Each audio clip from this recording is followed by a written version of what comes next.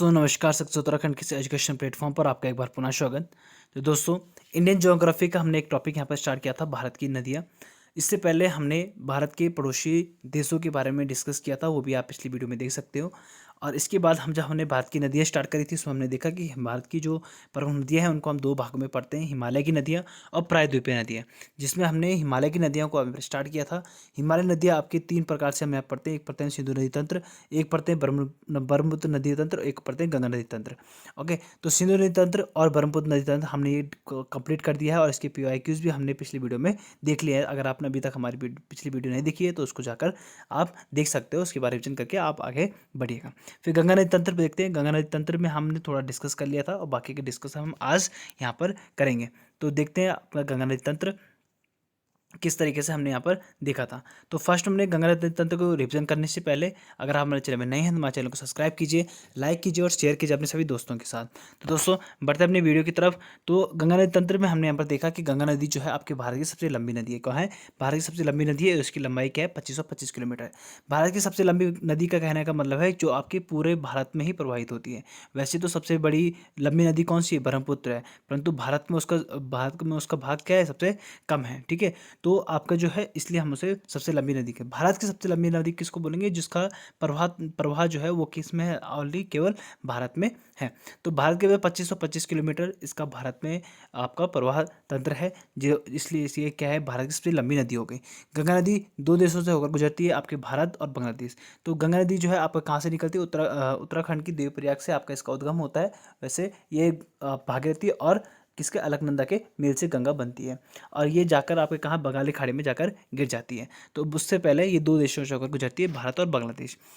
तो गंगा नदी भारत में 5 राज्यों से होकर गुजरती है, उत्तराखंड, उत्तर प्रदेश, बिहार, झारखंड और पश्चिम बंगाल। ये हमने पिछली वीडियो में देखा। हमने देखा गंगा नदी का पानी जो होता है सेल्फ प्योरीफाइंग रिवर भी इसे कहा जाता है। क्यों? क्योंकि इसमें क्या आपका बैक्टीरियोफेज नामक वायरस पाया जाता है जो कि आपका हानिकारक बैक्टीरिया को खत्म कर देता है। 2008 में इसे राष्ट्रीय नदी घोषित किया गया गंगा नदी को, और गंगा में पाए जाने वाले डॉल्फिन को भारत का राष्ट्रीय जलीय जीव घोषित किया गया। तो ये हमने पिछली वीडियो में देखा था।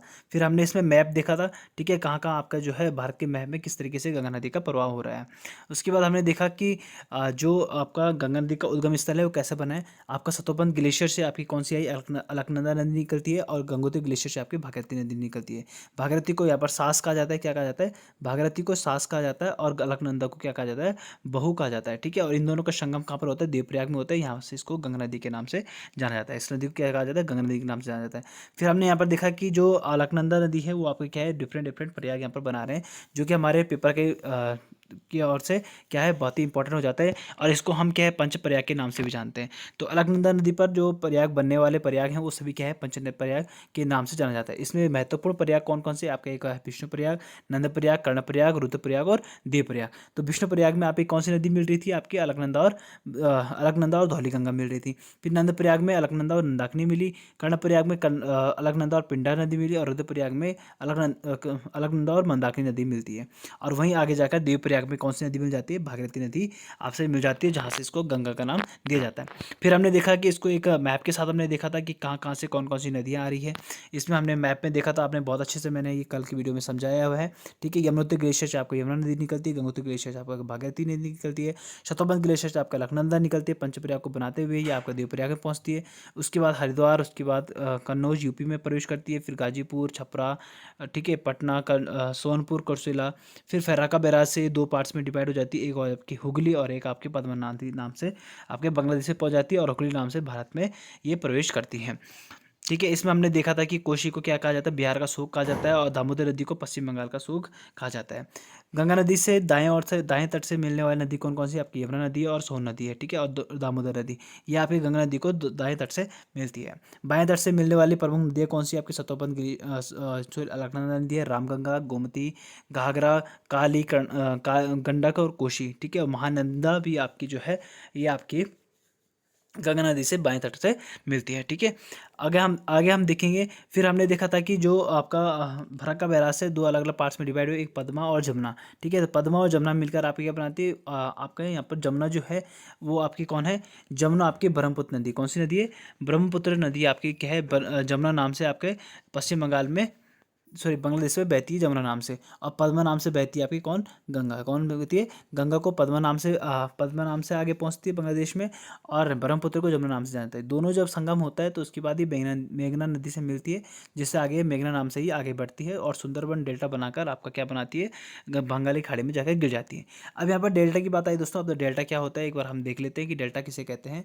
ठीक है, डेल्टा क्या है, डेल्टा प्राय उस भूभाग को कहा जाता है, क्या है, डेल्टा प्राय उस भूभाग को कहा जाता है जो नदी द्वारा लाए गए अवसादों से संचयन से निर्मित होता है। क्या है, जो नदी द्वारा जो भी अवसाद लाए जा रहे हैं, यानी जो भी मिट्टी वगैरह से लेकर आया जाता है, वो सब क्या हो जाता है, उसका संचयन हो जाता है, क्या है, एक जगह पे स्टोर हो जाता है। ठीक है, विशेषता नदी के मुहाने पर, ठीक है, नदी का जो मुहाना होता है, जहाँ पर वो खत्म हो रही है, वहाँ पर अधिकतर ये चीज़ें देखी जाती है, जहाँ वह किसी समुद्र में गिरती है। ठीक है, या इस भूभाग का आकार जो होता है साधारणतः त्रिभुज जैसा होता है। ठीक है, इसका आकार क्या होता है, त्रिभुज जैसा होता है। आप यहाँ पर देख पा रहे होंगे कि आपका त्रिभुज जैसा आकार यहाँ पर बन रहा है। ठीक है, ये बन रहा है आपका त्रिभुज जैसा आकार।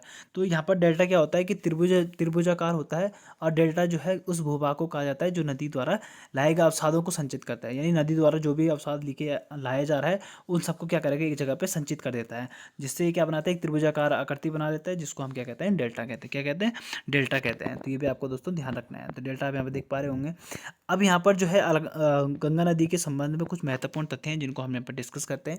अलकनंदा तथा भागीरथी का संगम को क्या कहा जाता है, गंगा कहा जाता है। ठीक है, जब अलकनंदा और भागीरथी का संगम होता है तो उसे किस नाम से जाना जाता है, गंगा नाम से जाना जाता है। ठीक है, उसके बाद हमने देखा कि गंगा की जो पहली सहायक नदी है कौन सी है, सबसे पहली सहायक नदी कौन सी है गंगा की आपकी, यानी गंगा की सहायक नदी तो है, परंतु गंगा सबसे पहले कौन सी सहायक नदी बनती है जो कि आपका यूपी में जाकर मिलती है, कौन है, रामगंगा है। ठीक है, गंगा की आखिरी सहायक नदी कौन सी है, आखिरी सहायक नदी आपकी महानंदा, जो कि आपकी कहाँ से निकलती है, सिक्किम से आपका पश्चिम बंगाल में जाकर मिलती है। ठीक है, फरक्का बैराज में। गंगा की सबसे लंबी सहायक नदी कौन सी है, गंगा की सबसे लंबी सहायक नदी आपकी यमुना नदी, कौन सी है, यमुना नदी आपकी सबसे लंबी सहायक नदी है, जो कि आपकी यमुनोत्री ग्लेशियर से निकलती है। फिर है गंगा नदी का नदी कहाँ से मैदानी क्षेत्र में प्रवेश करती है, गंगा नदी जो है कहाँ से मैदानी क्षेत्र में प्रवेश करती है, तो कहाँ पर से मैदानी क्षेत्र में प्रवेश कर रही है, हरिद्वार से। तो हरिद्वार से आगे कहाँ चली जाएगी गंगा नदी, मैदानी क्षेत्रों में चली जाएगी। गंगा नदी के तट पर बसे प्रमुख शहर कौन कौन से, अब गंगा नदी के तट पर कौन कौन से शहर बसे हुए, इंपॉर्टेंट शहर, प्रयागराज बसा है, वाराणसी बसा है, कानपुर बसा है और पटना बसा है। ठीक है, तो ये यूपी के आपके कौन जो जो इंपॉर्टेंट जो शहर हैं वो आपके बने हैं, प्रयागराज, वाराणसी, कानपुर और पटना। अगर उत्तराखंड के संदर्भ में देखेंगे तो हरिद्वार आपका यहाँ पर इंपॉर्टेंट जो शहर बन जाता है वो आपका हरिद्वार है। ठीक है, गंगा नदी के तट पर बसे प्रमुख शहर हैं आपके हरिद्वार, ठीक है, ऋषिकेश, प्रयागराज, वाराणसी, कानपुर और पटना। हुगली नदी के तट पर कौन सा प्रमुख शहर बसा है, तो हुगली नदी के तट पर कौन सा शहर बसा है, कोलकाता। तो ये भी आपको दोस्तों ध्यान रखना है कि कोलकाता जो है किस नदी के तट पर बसा हुआ है, तो कौन सा है, कोलकाता। ठीक है, आपके किसे, हुगली नदी के तट पर बसा है। गंगा और ब्रह्मपुत्र की संयुक्त जलधारा बांग्लादेश में क्या कहलाई जाती है। ठीक है, तो जो गंगा है और ब्रह्मपुत्र है, इन दोनों की संयुक्त जलधारा को बांग्लादेश में क्या कहा जाता है, तो बांग्लादेश में से मेघना नाम से जाना जाता है। क्या है, मेघना नाम से जाना जाता है। और उससे ऊपर हमने देखा गंगा नदी को आप ही के है क्या कहा जा रहा था, गंगा नदी को पद्मा, और आपका जो ब्रह्मपुत्र नदी है उससे क्या कहा जा रहा था। ठीक है, तो गंगा नदी को क्या कहा जा, सॉरी, आपकी जो ब्रह्मपुत्र नदी है उससे क्या कहा जा रहा था, जमुना नाम से जाना जा रहा था। ठीक है, तो ये भी हमने यहाँ पर देखा। उसके बाद प्रयागराज, वाराणसी, कानपुर, पटना आपकी कौन सी, गंगा नदी के तट पर बसे हुए। हुगली नदी के तट पर आपका कौन सा शहर बसा हुआ है, कोलकाता शहर। कोलकाता शहर आपका कहाँ बसा है, हुगली नदी के तट पर बसा है। गंगा और ब्रह्मपुत्र की संयुक्त जलधारा बांग्लादेश में क्या कहलाती है, मेघना नाम से जाती है। क्या है, मेघना नाम से जाती है। बिहार का शोक किसे कहा जाता है, कोसी नदी को। कोसी नदी को मैंने अभी आपको डिस्कस किया था, बिहार का शोक किसे कहा जाता है, कोसी नदी को कहा जाता है। और बंगाल का शोक किसे कहा जाता है, तो पश्चिम बंगाल का शोक आपको कहते हैं दामोदर नदी को कहा जाता है। ठीक है, तो इनमें अचानक से बाढ़ आते, मैंने पिछली वीडियो में आपको डिटेल से इसको समझाया है, आप जाके पिछली वीडियो देख सकते हो। गंगा की सहायक नदी जिसका उद्गम जो है स्थल मैदानी भाग है। ठीक है, गंगा की सहायक नदी कौन सी है, जिसका उद्गम स्थल क्या है, मैदानी भाग है। तो मैदानी भाग किसका उद्गम स्थल, तो एकमात्र नदी है आपकी, वो है गोमती। कौन सी, गोमती नदी है, जो कि आपकी कौन है, जिसका जो उद्गम है वो कहाँ से होता है, स्थल मैदानी भाग से होता है। तो ये तो कुछ इंपॉर्टेंट पॉइंट्स है दोस्तों जो हमने यहाँ पर डिस्कस किए गंगा नदी के संबंध में। कुछ हमने पॉइंट कल डिस्कस कर लिए थे और कुछ हमने आज यहाँ पर इंपॉर्टेंट पॉइंट डिस्कस किए। एक बार फिर से देख लो, अलकनंदा भागीरथी का संगम होता है गंगा गंगा का संगम की बात क्या कहलाती है? गंगा कहलाती है। गंगा की पहली सहायक नदी कौन सी होती है? रामगंगा। भारत के गंगा की आखिरी सहायक नदी है महानंदा। गंगा की सबसे लंबी सहायक नदी है यमुना। गंगा नदी कहाँ से मैदानी क्षेत्र में प्रवेश करती है? तो हरिद्वार। गंगा की नदी के तट पर बसे प्रमुख शहर है प्रयागराज, वाराणसी, कानपुर और पटना। हुगली नदी के तट पर कौन सा प्रमुख शहर बसा है? कोलकाता। गंगा और ब्रह्मपुत्र की संयुक्त जलधारा बांग्लादेश में क्या कहलाती है? मेघना। क्या कहलाती है? मेघना। बिहार का शोक किसे कहा जाता है? कोसी नदी को। बंगाल का शोक कहा जाता है दामोदर नदी को। गंगा की सहायक नदी जिसका उद्गम स्थल मैदानी भाग है तो कौन सी है? आपकी गोमती। तो एकमात्र गोमती नदी है जो कि आपकी गंगा की सहायक नदी है, और ये इसका उद्गम कहाँ से होता है? मैदानी भाग से ही होता है। अब हम इसके कुछ प्रीवियस ईयर क्वेश्चन देख लेते हैं दोस्तों। जितना आपको याद हुआ एक बार आप मेमोरी यहाँ पर जरूर यूज़ करें। मैं आपको एक बार सिर्फ क्वेश्चन दिखा लेता हूँ, फिर आप इसके आंसर ढूंढिएगा, ठीक है।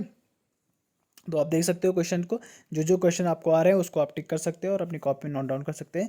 जब मैं इसके आंसर बताऊंगा तो आप यहाँ पर क्या करोगे? उनको करेक्शन करोगे, ठीक है। तो आपने यहाँ पर क्वेश्चन देख रहे होंगे, तो ये इंपॉर्टेंट क्वेश्चन है, आप झूम करके इनको लिख सकते हो।